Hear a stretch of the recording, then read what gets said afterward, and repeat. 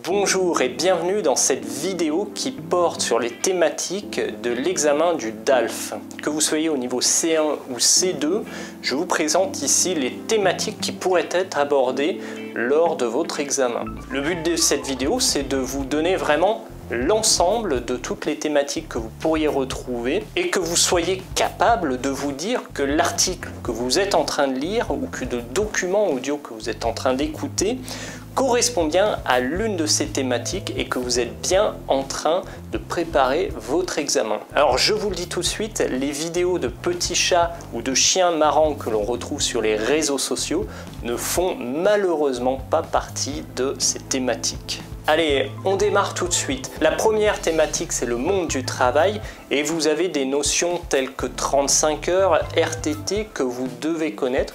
Vous devez bien comprendre l'environnement de travail des Français. La deuxième thématique, c'est l'éducation. Cette thématique, c'est de savoir comment les élèves apprennent en France. On peut évoquer par exemple le droit sur le redoublement, on peut évoquer la lecture, savoir globalement comment un élève apprend et à quel âge il apprend quelle chose. Vous devez par exemple savoir à partir de quel âge un élève sait lire et écrire. Vous devez globalement savoir comment le collège se déroule en France par exemple. Ensuite, l'urbanisme. L'urbanisme, ce sont les règles de la construction dans les villes. L'urbanisme est très contraint en France, contrairement à d'autres pays. Donc vous devez avoir quelques notions là-dessus et je vous propose une vidéo qui est consacrée à ce sujet. L'environnement, qui est presque la thématique la plus importante en ce moment. L'environnement, c'est un sujet de l'actualité qui est très présent en ce moment et on en parle beaucoup. Et l'environnement regroupe vraiment plusieurs thématiques. Il y a par exemple la pollution des océans, la pollution de l'air, le réchauffement climatique. Donc toutes ces notions, je vous conseille de les connaître parfaitement et de pouvoir les expliquer en français. Le numérique est également une composante qui est très forte parce que le monde numérique nous change.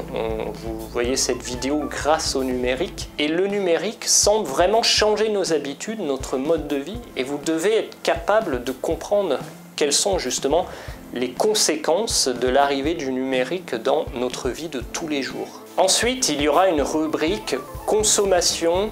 Alors la consommation, c'est vraiment au sens général. Ça peut être la consommation de vêtements, la consommation alimentaire, la consommation de produits de beauté par exemple. Vous avez un large panel de produits qui peuvent toucher à la consommation et chacun de ces produits a des problématiques particulières que vous devez plus ou moins connaître. On ne vous demandera pas le prix d'un objet particulier.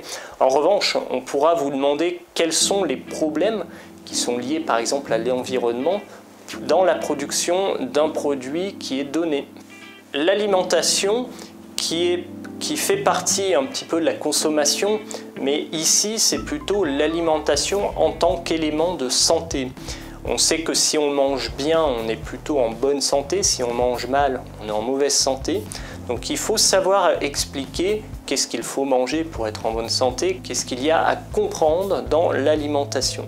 L'alimentation, c'est également une notion qui est forte. Le bio, qu'est-ce que ça veut dire, qu'est-ce que ça implique? Tout ça, vous devez vous y intéresser. Ensuite, il y a les médias. Alors les médias, c'est surtout la liberté de parole, la liberté d'expression qui est très forte en France et qui permet à chacun d'exprimer ses opinions. Ici, on peut avoir des questions qui sont plutôt philosophiques en quelque sorte parce qu'il y a des pays où la liberté d'expression est plutôt restreinte. Donc il faut pouvoir comparer ces choses et pouvoir donner des arguments. Les loisirs et la culture sont également des thématiques qui font partie du DALF. S'agissant de la culture et des loisirs, essayez d'imaginer ce qu'on fait en France. Est-ce qu'on va plutôt au musée, au cinéma? Et puis, par exemple, au cinéma, qu'est-ce qu'on regarde comme film?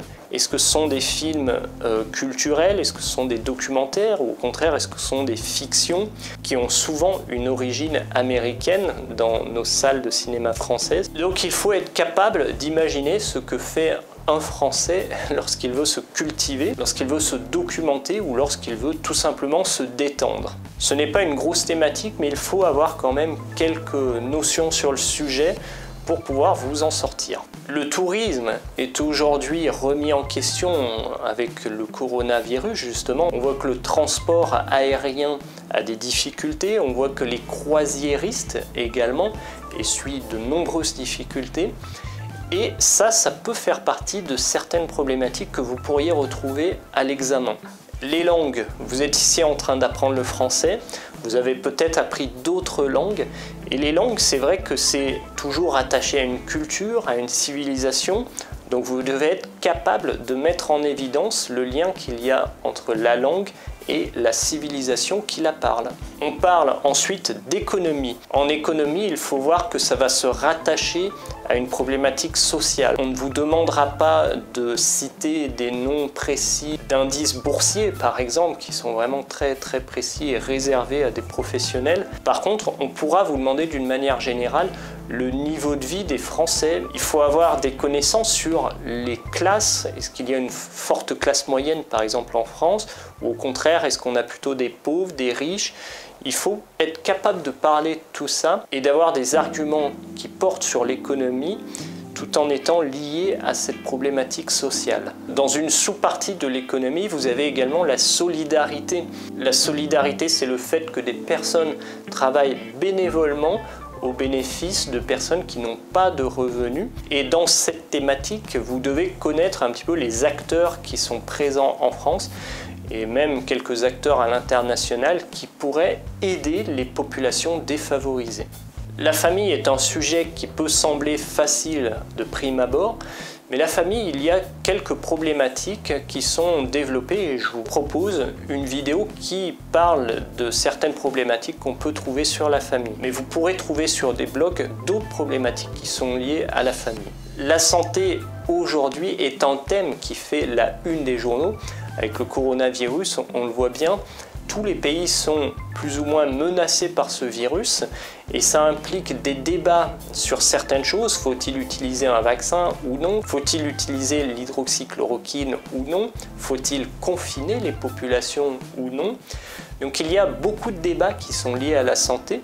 Et aujourd'hui, si vous les entendez dans votre propre pays, on aura sensiblement les mêmes débats en France et vous pouvez vous en inspirer pour alimenter une présentation écrite ou une présentation orale qui serait liée à la santé. Même si aujourd'hui, il n'y a plus de DALF qui est dédié à la science, vous pourrez quand même avoir des problématiques de science. Je pense par exemple au transhumanisme, qui est une notion nouvelle et que vous devez pouvoir expliquer. On peut penser également au progrès scientifique dans le domaine de la médecine, le fait que des robots puissent opérer à la place d'un chirurgien. Ça pose question, mais il y a des progrès scientifiques qui posent encore plus de débats, tels que la procréation médicalement assistée.